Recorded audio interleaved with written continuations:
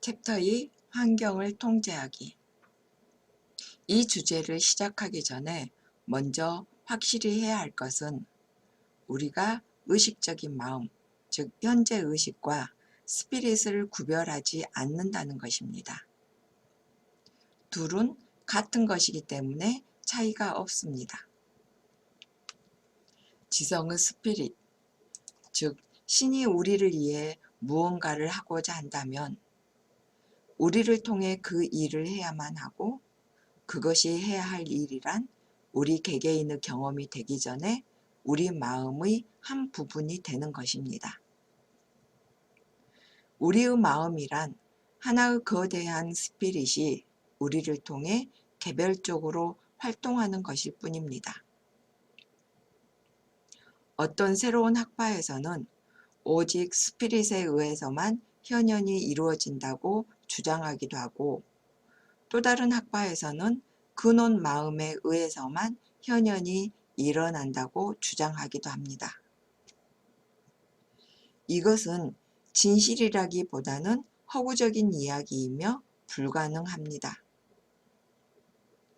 왜냐하면 만약에 이 우주에 두 가지 권능이 존재한다면 우리는 곧 이중성을 인정하는 것이고, 그것은 우리의 일체성의 철학과는 모순되기 때문입니다. 오직 하나의 적극적 지성만이 존재합니다. 우리가 그것을 우주의 지성이라 하든지 우리 안에 개별화된 우주의 스피릿이라 하든지 말입니다. 그런데 우리는 정말 의식적인 측면이라고 부르는 마음의 측면과 무의식 혹은 잠재적인 부분이라 부르는 마음의 측면을 앞서 설명한 것처럼 구별합니다. 어떤 상태를 현현함에 있어 우리가 해봐야 할 유일한 질문은 이것입니다. 우리가 원하는 그 상황은 건설적인 것인가? 그것들은 보다 풍요로운 삶을 나타내고 있는가? 누군가에게서 무언가를 빼앗는 것도 아니고 기망을 하는 것도 아닌 더 큰 생명을 나타내고 있는가? 만약 그렇다면 우주 모든 곳에 존재하는 권능은 그 원하는 것들 이면에도 분명히 존재합니다.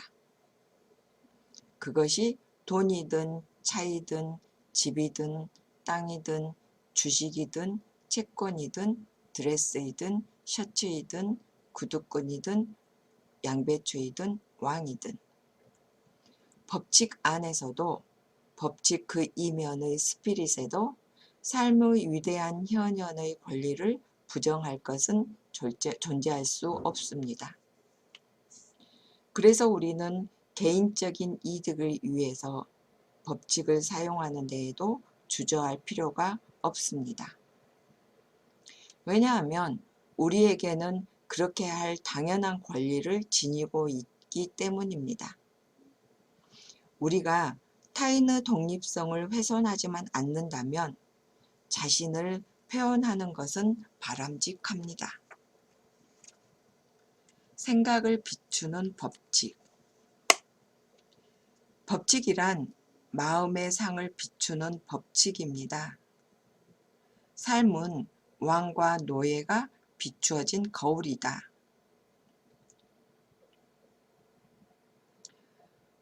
생각의 세상은 우리 개별적 자아의 세상입니다. 그래서 그것은 인식을 지니고 있는 주체인 우리 인간입니다. 다른 부분은 소울 혹은 수용적 부분의 세상과 생각이 비추어진 세상입니다. 생각 안에는 결과를 비추는 원인이 존재합니다. 그 원인이란 그것의 모습을 그대로 비추고 있는 믿음입니다. 한쪽에는 마음의 상이 있고 다른 한쪽에는 형태가 나타납니다. 한쪽에 한계에 쌓인 생각이 있으면 다른 한쪽에는 그것이 비춰낸 가난이라는 결과가 있습니다. 한쪽에 한계로부터 벗어난 생각이 있으면 다른 한쪽에는 그것이 비춰낸 부라는 결과가 있습니다. 한쪽에 평화라는 생각이 있으면 다른 한쪽에는 평화가 비춰집니다. 한쪽에 기도가 있으면 다른 곳에서는 응답이 존재합니다. 기도할 때면 기도에 대한 응답은 기도 안에 존재하며 그 응답은 기도와 동일합니다. 이곳에 예스가 존재하면 다른 한쪽에 예스가 있습니다. 물론 노가 있으면 다른 쪽에서 노로 응답합니다. 왜 그럴까요? 법칙은 우리가 판단하는 바로 그곳으로 우리를 인도하기 때문입니다. 그래서 우리가 yes라고 말하면 그건 역시 yes라고 말하고, 우리가 no라고 말하면 그건 역시 no라고 말합니다. 법칙은 오직 비추는 역할만을 할 뿐 새롭게 무언가를 만들어낼 수 없기 때문입니다. 그래서 이곳에 우정이 있다면 다른 한쪽에 우정이 존재합니다. 에머슨은 당신이 친구를 원한다면 친구가 되어라 하고 말했습니다. 당신의 의식에 우정이라는 관념이 동틀 때 끌어당김의 법칙은 친구들을 만들어냅니다. 왜냐하면 한쪽에 마음의 영상이 있고 다른 한쪽에 형체를 얻게 된 사물이 존재하기 때문입니다. 이것이 들어온 것과 펼쳐져 나가는 것에 대한 위대한 가르침입니다. 즉, 우리에게 들어온 생각이 결과로서 펼쳐져 나간다는 뜻입니다. 우리가 마음 안에 치유가 들어올 때 치유가 외부로 현현됩니다.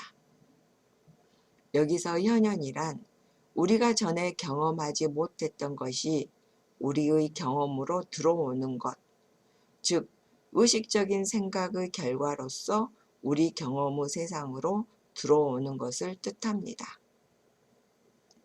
만약 이것이 불가능한 일이라면 과학 전체는 오류이자 망상입니다. 만일 어떤 도움도 없이 스스로 사물을 만들 수 있는 신성의 원리, 우주의 소울 혹은 주관성, 즉 매개체가 존재하지 않다면 이 가르침은 어떤 의미도 담지 못할 것입니다. 하지만 신성의 원리가 존재하며 그것이 매개체입니다.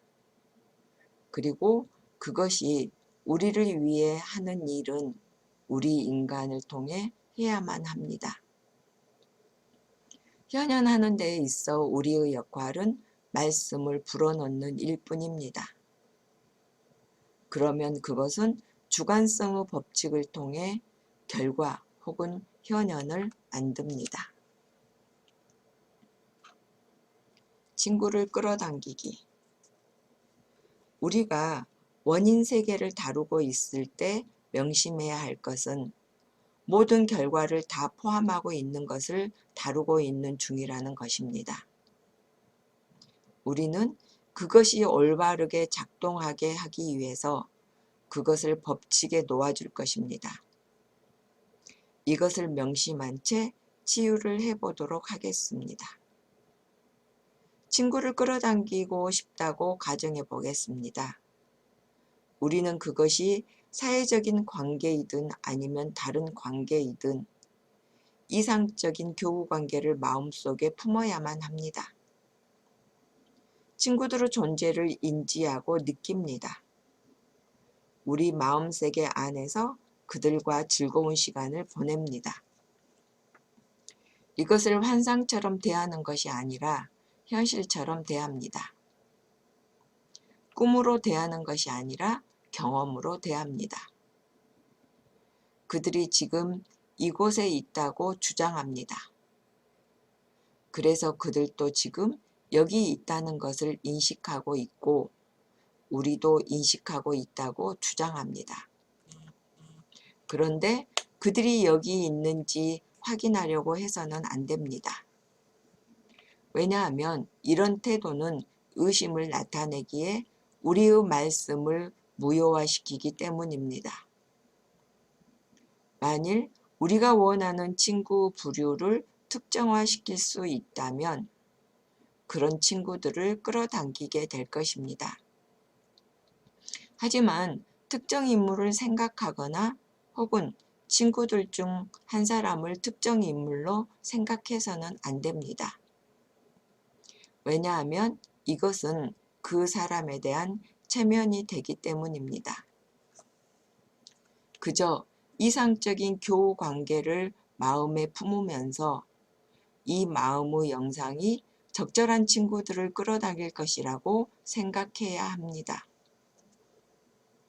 지속적이면서 진실한 그리고 가치 있는 교우 관계와 이런 아름다운 것들을 가지기 위해서는 우리는 모든 사랑과 모든 것에 대한 애정이 있는 태도를 내면에서 가꿔야만 합니다.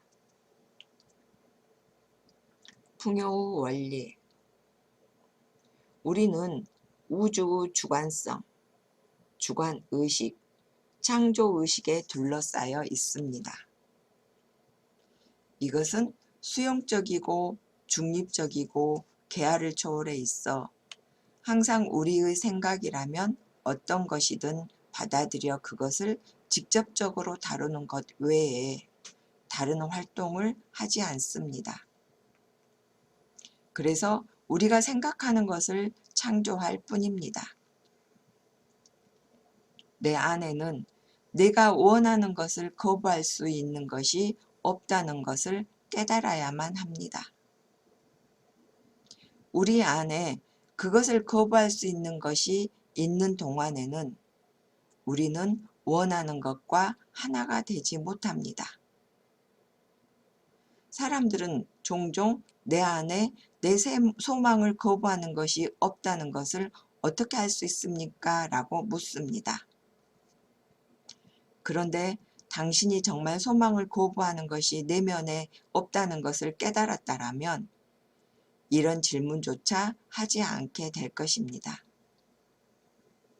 당신이 이런 질문을 하고 있다는 사실은 당신이 알지 못한다는 것에 대한 증거입니다.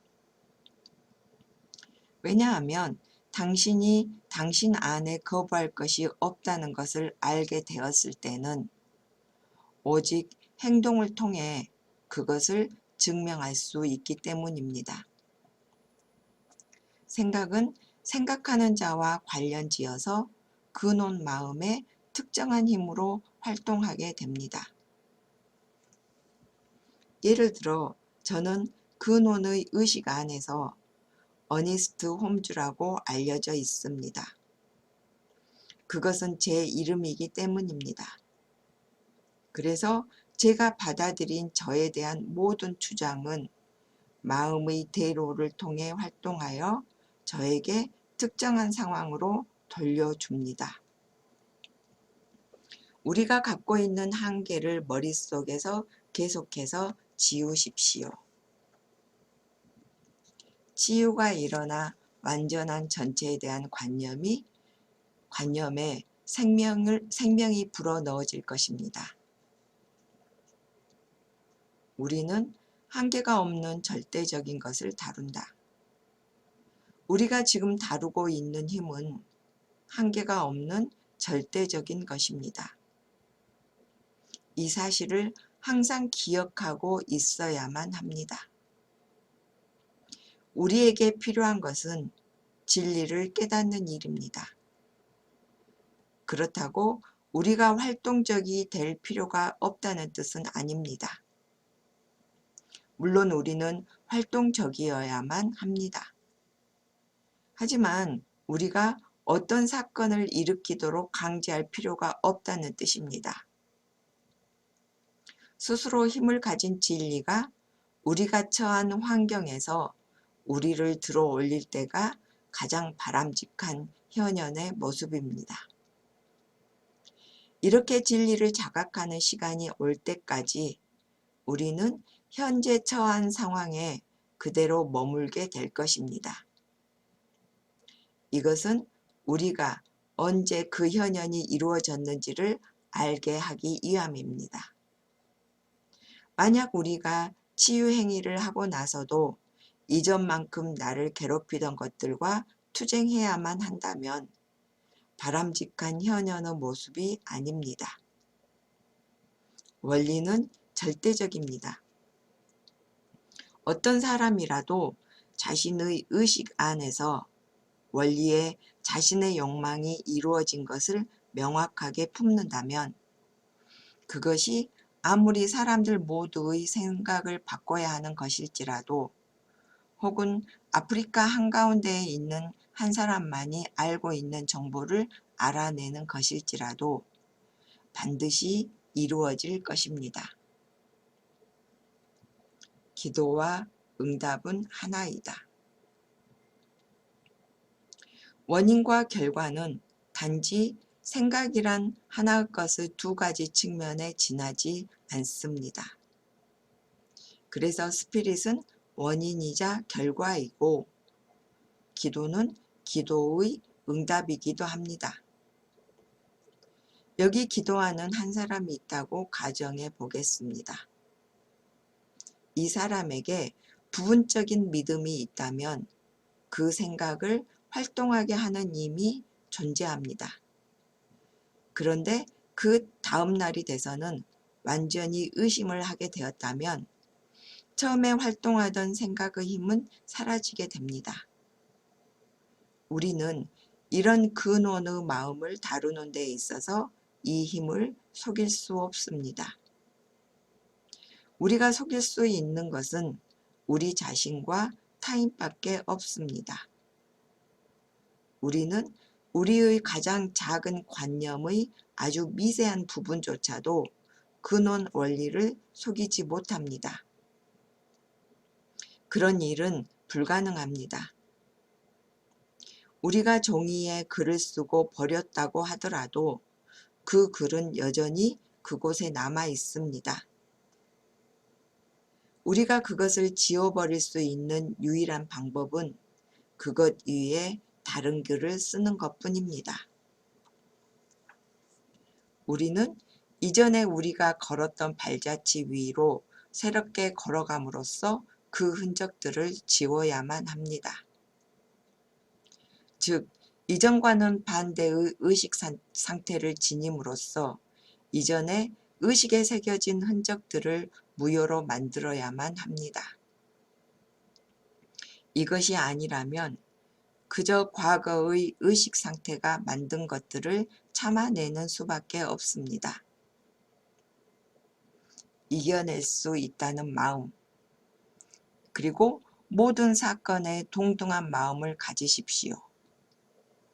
감당하기 힘든 것은 없습니다. 당신이 극복할 수 없는 장애란 없습니다.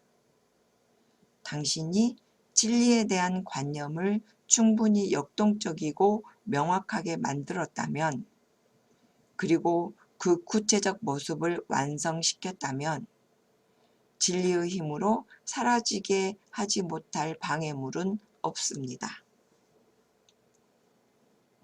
당신이 안다면,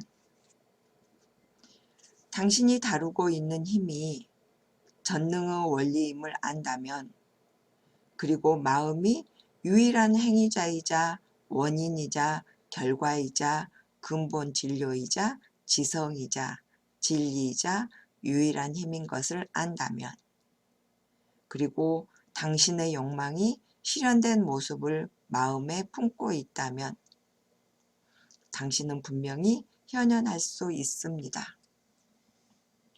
결핍에 시달리고 있다면, 가난에 시달리고 있다면, 친구가 없다면, 기회조차 보이지 않는다면 어떤 것과도 싸우지 마십시오. 그저 당신의 의식에 존재하는 그 결핍된 느낌을 제거하십시오. 결핍된 것과 반대되는 생각을 불어넣음으로써 우리는 의식에서 그 생각을 제거합니다. 칠판 위의 분필선을 지우듯 지웁니다. 하나의 진리 안에서 일관되고 긍정적이고 적극적인 마음 태도를 지니십시오. 만물은 자연 속에서 스스로 잘 유지되고 있습니다. 우리 인류가 한계에 쌓여 있는 이유는 우리 스스로 태초의 근원 생명이 자연스럽게 나오는 것을 막았기 때문입니다. 우리 인간의 이중성에 대한 믿음으로 인해 무엇이든 될 수 있는 무한이 한계에 쌓인 채 우리의 삶의 모습을 드러내게 되었습니다. 당신의 삶에서 어떤 일이 일어났으면 할 때 그것이 일어나는 책임을 자신에게 지우지 마십시오.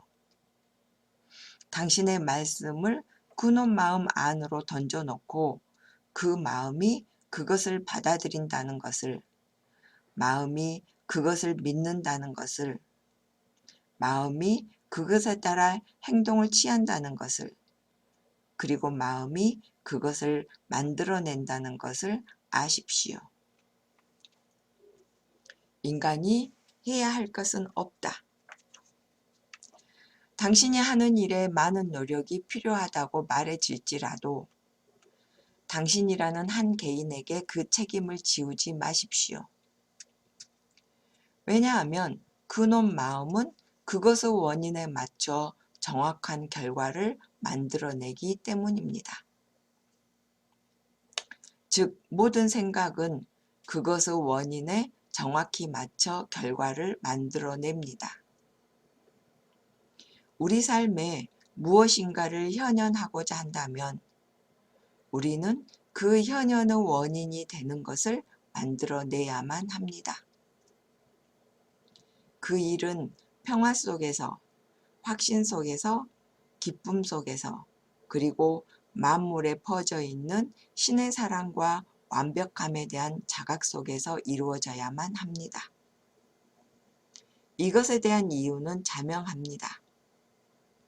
우리는 원인과 결과의 법칙을 다루기에 그렇습니다.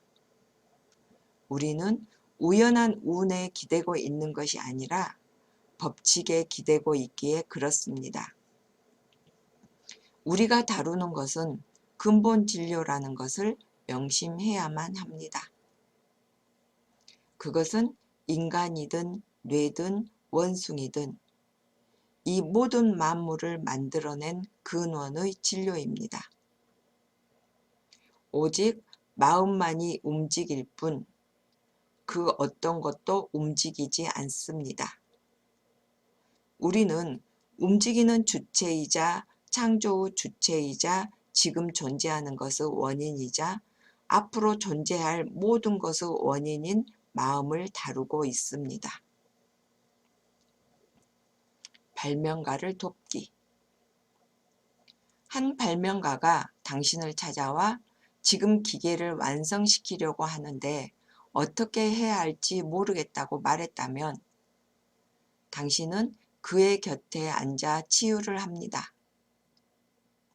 그가 원하는 아이디어가 그를 통해 흘러나올 수 있도록 근원의 마음에 집중을 합니다. 우선 모든 아이디어가 근원의 마음에서 나오고 그 근원의 마음이 항상 인간을 통해 그 자신의 생각을 펼쳐내고 있다는 사실을 아십시오. 그리고 말합니다. 존 스미스는 발명가이다. 어떤 아이디어가 그를 통해 나타나려고 하는데 이것을 막을 방해물은 없다. 그런 후 근원의 마음이 그 아이디어를 알고 있고 그것이 그를 통해 흘러나온다고 말하십시오. 만일 당신이 뚜렷한 생각을 지니고 이렇게 한다면 아이디어는 그를 통해 작동하기 시작할 것이고 결국 자신이 원하는 것을 발명하게 될 것입니다. 원하는 것만을 보라. 당신의 삶에 일어나지 않았으면 하는 일들에는 시선을 맞추지 마십시오. 그 상황이 무엇이더라도 인정해서는 안 됩니다. 그렇게 부인하는 것의 적절한 모습은 어떤 한계도 없다는 것에 대한 깨달음을 기반으로 합니다. 마음은 어떤 다른 것을 만드는 것만큼 하나의 행성도 쉽게 만들 수 있습니다. 무한은 100만 달러와 1페니와의 차이를 알지 못합니다. 무한한 마음은 오직 그것이 존재한다는 것만을 알 뿐입니다. 만일 마음의 관념이 100만 달러에 대한 생각을 구체화시킨다면 10센트를 현현하는 것만큼 쉬운 일이 될 것입니다. 말씀을 만드는 것은 그것 배후에 존재하는 의식입니다. 의식이란 진리에 대한 자각과 신성과의 직접적인 관계에 대한 자각을 통해 하나의 생각이 내면에 구체화된 것을 뜻합니다. 이제껏 살았던 위대한 스승 중 가장 위대한 스승은 가장 영적인 사람이었습니다. 왜냐하면 생각이 보다 우주적이 되고 더 넓어질수록 그 생각은 점점 더 신의 것과 같아지기 때문입니다. 효과적인 치유 약은 언제나 신과 선의 존재에 대한 자각으로 채우는 것입니다.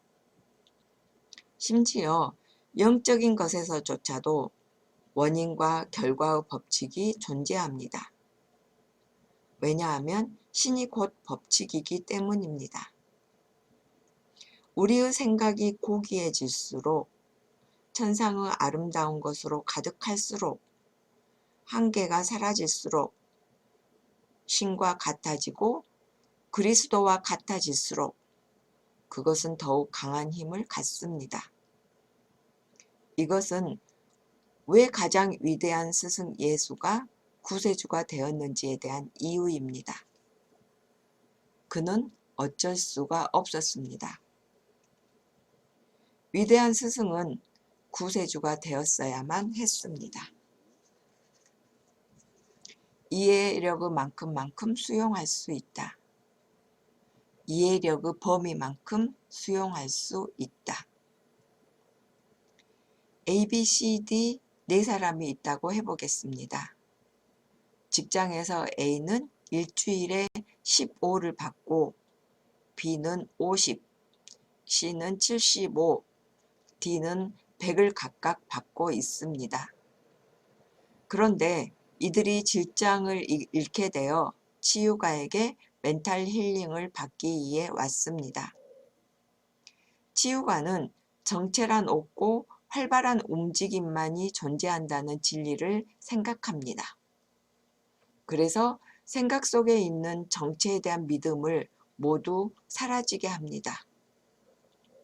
그리고 이들 4명이 신의 힘으로 움직이고 있기에 직업을 가졌다고 선언합니다. 의문의 여지 없이 이런 선언은 그들을 위해 법칙을 활동하게 합니다. 이 치유가 아주 잘 되고 효과적이었다면 그들 넷은 모두 이 선언의 힘을 받아들이게 됩니다. 그 결과 이들은 모두 직업을 다시 되찾게 됩니다. 그런데 이들 4명이 똑같은 월급을 받게 되지는 않습니다. 10중 8구 A는 15를, B는 50을, C는 75를, D는 100을 받게 됩니다.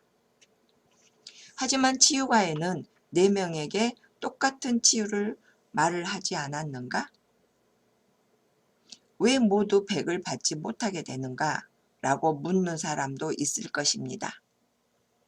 그 이유는 치유 말씀이 같은 방식으로 4명 모두에게 작동된 동안 그들 각각은 자신이 받아들일 수 있는 양만큼, 즉 이해할 수 있는 마음의 수용력만큼만 받아들일 수 있기에 그렇습니다. 그들 모두는 가득 받았고 의심할 여지 없이 넘쳐 흘렀습니다. 하지만 생명에 대한 이해력이 제공하는 틀은 그들 각각의 주관적인 기억에 의해 정해집니다. 그들 각각은 우주의 선으로부터 자신의 이해력만큼만 끌어당깁니다. 물은 그것의 무게만큼만 애쓰지 않고 차오르게 된다는 오래된 격언이 있습니다. 그것처럼 치유도 한 개인의 주관 마음과 자각의 높이만큼만 객관적인 세상에 나타날 뿐입니다. 물론 저 사람들이 언제나 저만큼의 월급을 받게 된다는 이야기는 아닙니다. 의식이 보다 넓어진다면 더 많은 양을 받게 될 것이기 때문입니다. 끌어당김. 당신은 당신이라고 인식한 것을 자동적으로 주변에 끌어당기고 있습니다. 그리고 당신이 있는 곳이 어디라도 그것들을 당신 주변에 내려놓을 것입니다. 당신이 처해 있는 상황이 얼마나 참기 힘들 정도의 상황인지는 당신이 속해 있는 바로 그 모습입니다. 이 우주 어디에도 그곳에서 당신을 꺼내줄 힘은 없습니다. 오직 당신 자신밖에 없습니다. 물론 누군가 깨달음의 여정에서 당신을 도울 수도 있습니다. 하지만 일시적일 뿐입니다. 확고함과 지속됨은 오직 당신의 의식과 생각을 통해서만 주어질 수 있습니다. 인간은 불행하지 않는 상태, 재앙이 없는 상태, 사고가 없는 상태, 문제가 없는 상태, 혼란이 없는 상태로 옮겨가야만 합니다. 오직 풍요, 평화, 힘, 생명과 진리만이 있는 그곳으로 말입니다. 자신의 이름을 부르며 자신에 대한 진리를 명확하게 선언하는 것을 매일 해야만 합니다. 그런 선언이 의식으로 비춰져 의식에 따라 작동된다는 것을 인식하면서 이 선언을 하십시오. 신비주의에서는 이것을 고귀한 주문이라고 합니다. 신의 마음을 불러내어 신의 마음 안에 자신에 대한 생각의 씨앗을 심습니다. 그래서 몇몇 고대의 스승들은 학생들에게 우리가 간직하고 있는 우리의 이미지가 우리 삶을 결정하게 된다는 것을 명확하게 가르치면서 가슴에 성호를 그으며 경이롭고 경이롭구나 경이로운 나여 라고 말하게 했습니다. 내가 그런 것처럼 내가 그렇게 될 것처럼 행동하라. 완벽한 고요에 머무른 사람에게 불가능이란 없다는 옛 격언이 있습니다. 이 말은 깊은 가르침에 진지하게 관심을 갖기 전까지는 모순된 말처럼 들릴 것입니다. 왜냐하면 인간이 진정한 행위자의 위치에 도달하는 것은 오직 완벽한 고요를 행할 수 있을 때뿐이기 때문입니다. 그때서야 행위와 행위자가 하나이고 같다는 것을, 원인과 결과가 같다는 것을 깨닫습니다. 그것은 진리를 알라. 그러면 진리가 너희를 자유롭게 하리라는 말을 다른 방식으로 말한 것입니다.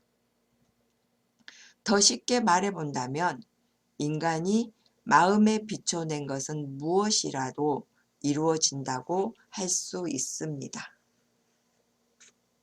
집을 현현하는 방법.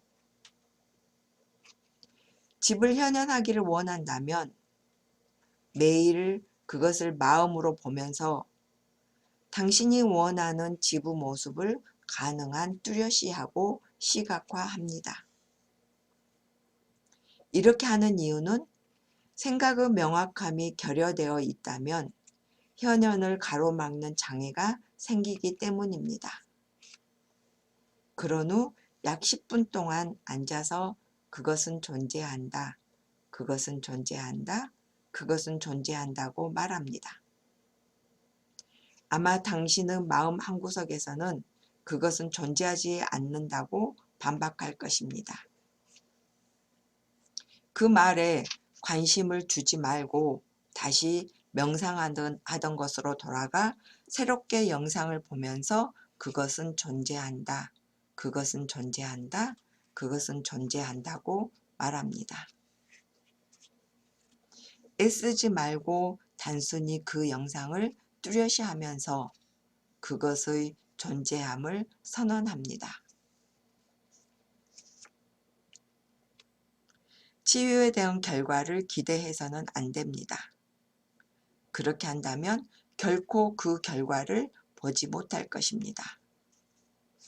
왜냐하면 당신이 기대하고 있는 것은 당신이 가지고 있지 않아서 가지고 있다고 자신을 속이려 한다는 뜻이기 때문입니다.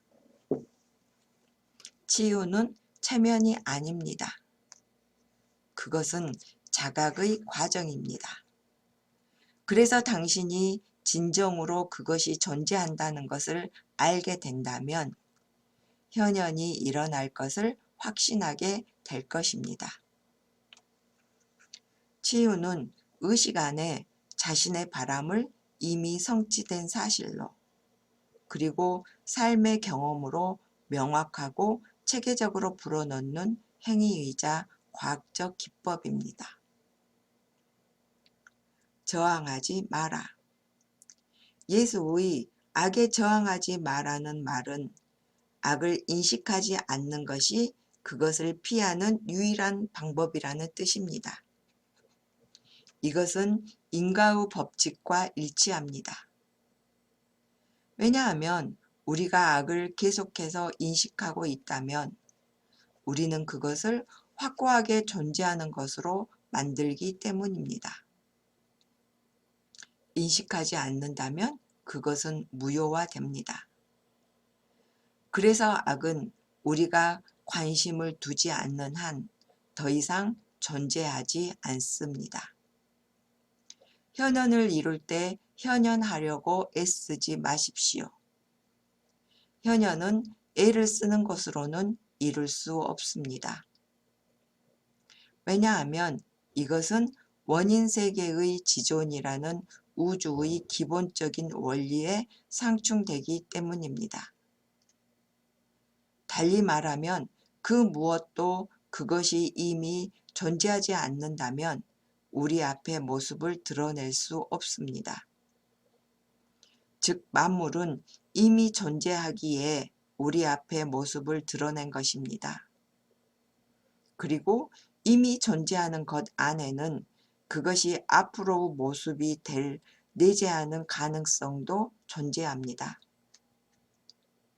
모든 것은 잠재적으로 가능성으로 지금 현재 존재합니다.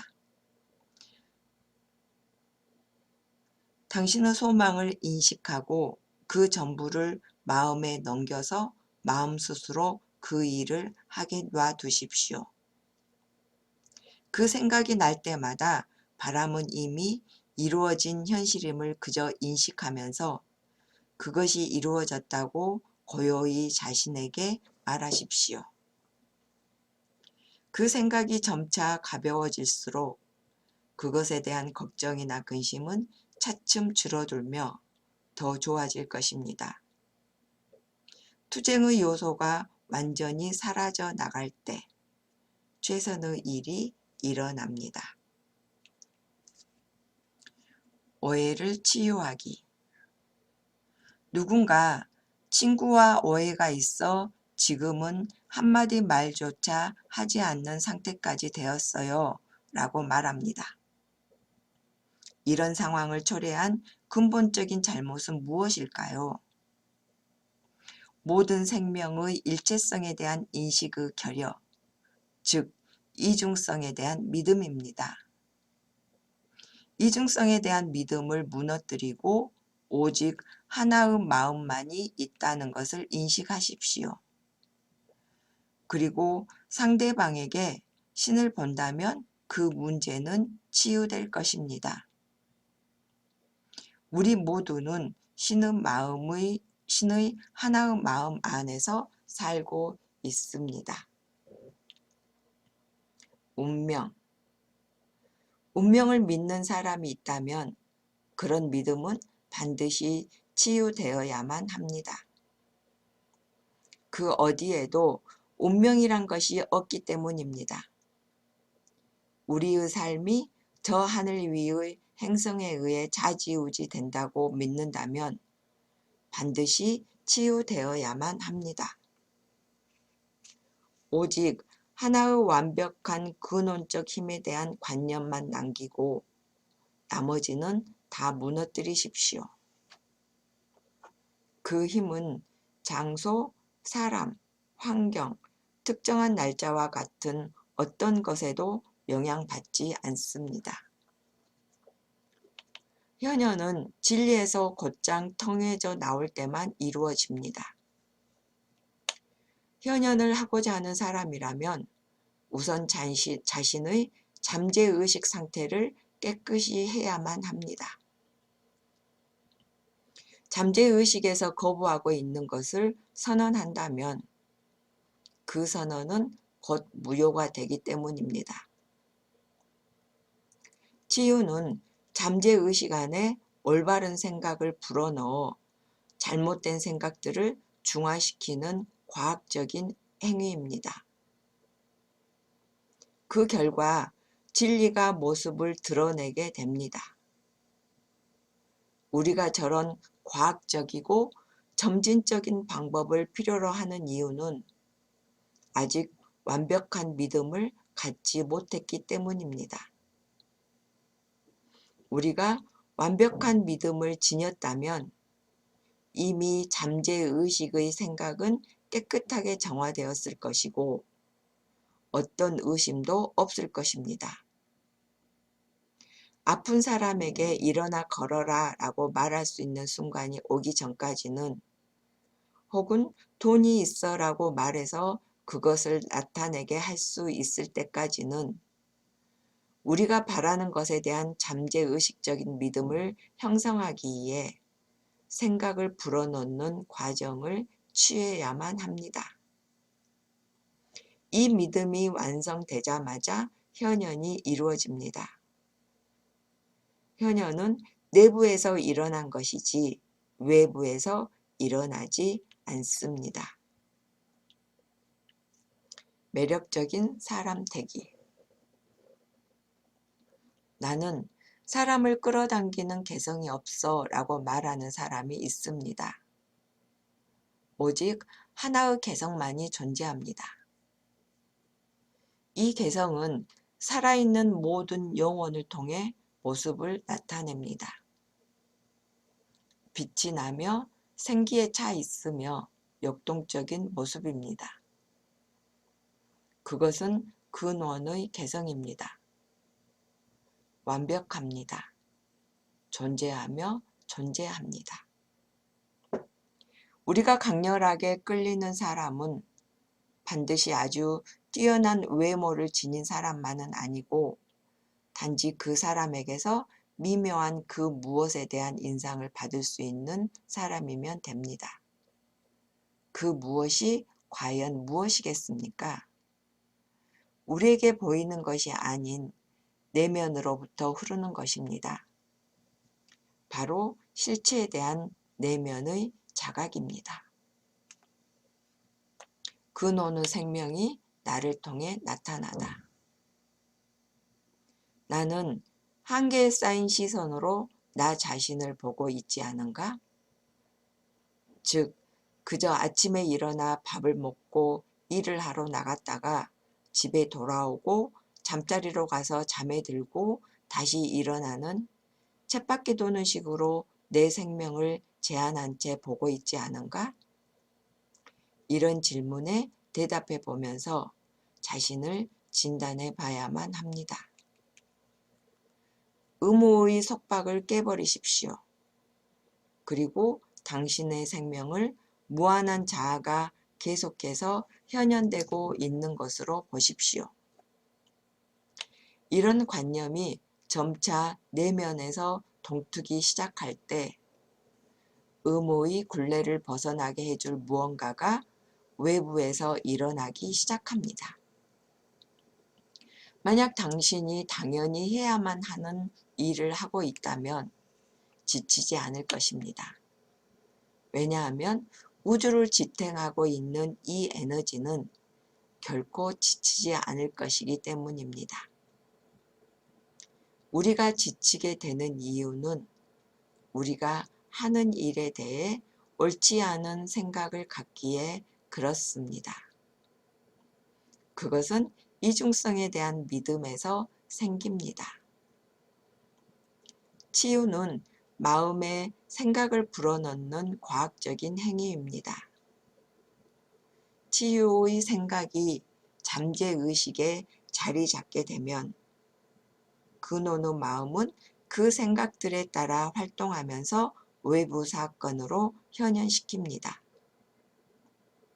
그 과정이 일어나는 동안 우리는 우리의 더 위대한 선을 거부하던 마음의 상태들을 모두 만나서 중화시키고 제거합니다. 사람들이 이제껏 이룬 것들로 인해 당신의 삶에 대한 시야를 결코 제한시키지 마십시오. 삶의 가능성은 삶이 어떻다고 상상하는 능력 안에 있습니다. 그것은 실패나 성공의 문제가 아닙니다. 단순히 그것이 만질 수 있는 실체가 될 때까지 하나의 생각을 지속하느냐의 문제일 뿐입니다.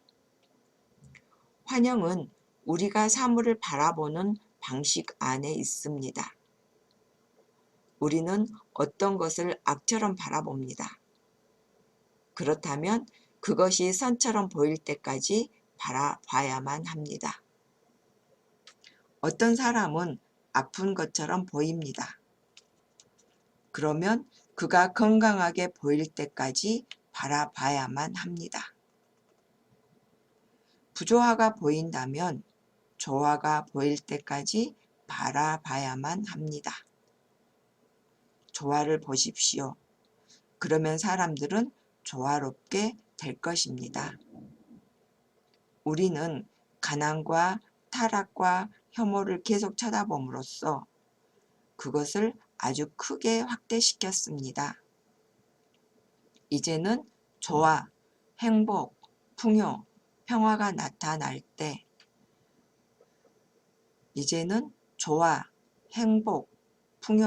평화가 나타날 때까지 그것들을 쳐다봐야만 합니다.